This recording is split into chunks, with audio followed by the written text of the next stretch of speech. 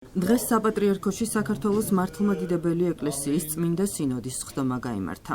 სხდომის დაწყებამდე აღესრულა სრულიად საქართველოს კათოლიკოს პატრიარქის სულის მოსახსენიებელი პანაშვიდი. ღვთისმსახურება საპატრიარქო ტახტის მოსაყდრამ სენაკისა და ჩხოროწყუს მიტროპოლიტმა შიომ წმინდა სინოდის წევრებთან ერთად აყავდინა. პანაშვიდის დასრულების შემდეგ დაიწყო სხდომა. შეხვედრა მიტროპოლიტმა შიომ გახსნა. სხდომის მდივანი გახლდათ გორისა და ატენის მიტროპოლიტი ანდრია. წმინდა სინოდის სხდომის დასრულების შემდეგ განხილული საკითხების შესახებ ინფორმაცია საზოგადოებას გორისა და ატენის მიტროპოლიტმა ანდრიამ გააცნო. მოგესალმებით. გაგაცნობთ წმინდა სინოდის სხდომის საკითხებს. 2026 წლის 3 აპრილს საქართველოს საპატრიარქო რეზიდენციაში გაიმართა საქართველოს მართლმადიდებელი ეკლესიის წმინდა სინოდის სხდომა.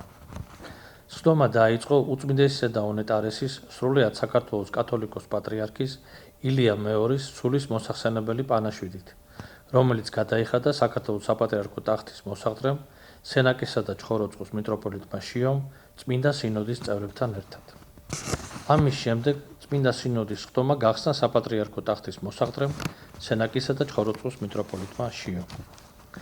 თავის მისასალმებელ სიტყვაში მიტროპოლიტმა შიომ აღნიშნა სრულიად საქართველოს კათოლიკოს პატრიარქ ილია მეორის ღვაწლი და დამსახურება ეკლესიისა და ერის წინაშე.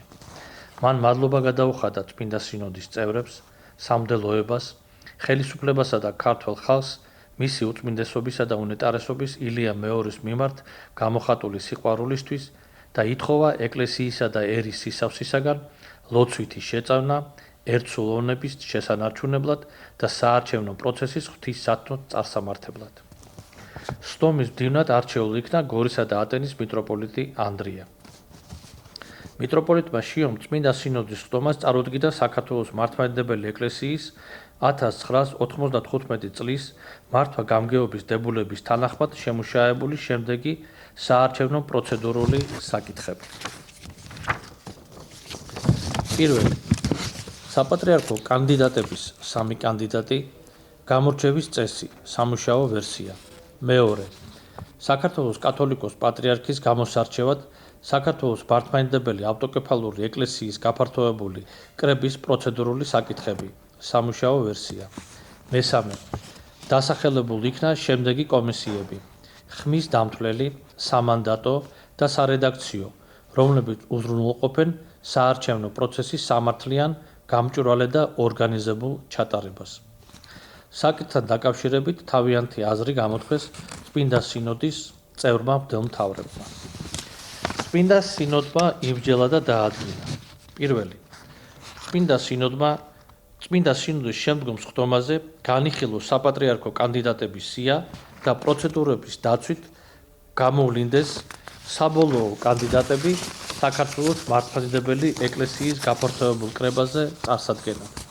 მეორე, საქართველოს კათოლიკოს პატრიარქის გამოსარჩევის საქართველოს მართლმადიდებელი ეკლესიის გაფართოებული კრება ჩატარდეს ყოვლადწმინდა სამების საპატრიარქო ტაძარში. მესამე, კომისიების წევრი მღვდელმთავრების სია. ხმის დამთვლელი კომისიის თავმჯდომარე ახალციხისა და ტაო-კლარჯეთის მიტროპოლიტი თეოდორე. კომისიის წევრები: ჭიათურისა და საჩხერის მიტროპოლიტი დანიელი, მანგლისისა და თეთრიწყაროს მიტროპოლიტი ანანია, აბა ალავერდელი მიტროპოლიტი დავითი, ფოთისა და ხობის მიტროპოლიტი გრიგოლი, ბათუმისა და ლაზეთის მიტროპოლიტი დიმიტრი, ზუგდიდისა და ცაიშის მიტროპოლიტი გერასიმე. მეორე, სამანდატო კომისია. კომისიის თავმჯდომარე ხონისა და სამტრედიის მიტროპოლიტი საბა.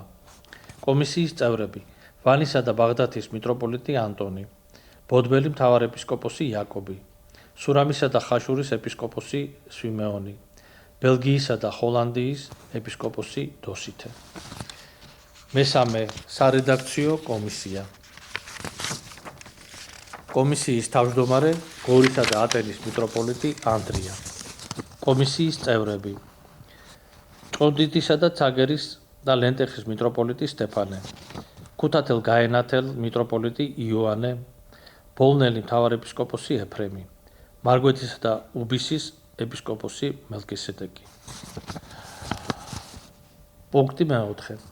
წმინდა სინოდის მომავალ სხდომამდე მმართველმა მდელმთავრებმა თავიანთი ეპარქიებიდან წარმოადგინონ გაფართოებული კრების დელეგატთა სრული სია წმინდა სინოდის ხდომაზე დასამტკიცებლად. ყველას გმალობთ, გისურვებთ ღვთისწყალობას და გითხოვთ თქვენს წმინდა ლოცვებს ამ ყველასათვის მნიშვნელოვან დღეებში.